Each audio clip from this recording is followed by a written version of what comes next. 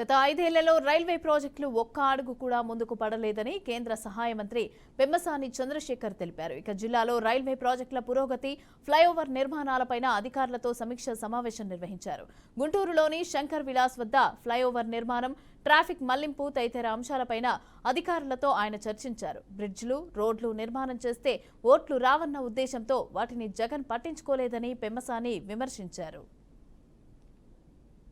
రాష్ట్రంలో ఎన్నో 5-10 సంవత్సరాలుగా చాలా రైల్వే ప్రాజెక్ట్స్ కానీ బ్రిడ్జెస్ కానీ ముందుకు వెళ్ళినటువంటి పరిస్థితి లేదు.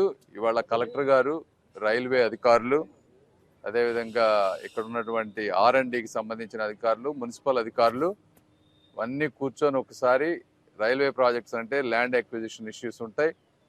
అదేవిధంగా లోకల్గా కొన్ని ఒక శంకర్ విలాస్ బ్రిడ్జ్ ఉంటే అది ట్రాఫిక్ హెవీగా ఉండేటువంటి బ్రిడ్జ్.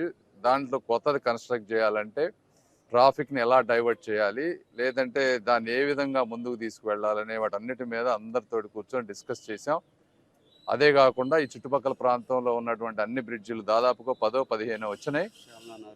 ఒక 1000-2000 కోట్ల రూపాయలకు సంబంధించిన వర్కులు, ఆ ప్రాజెక్టులకు సంబంధించినటువంటి కంప్లీట్ ప్రాజెక్ట్ రిపోర్ట్స్ DPRలు ఏ స్టేజ్లో ఉన్నాయి. ఒకవేళ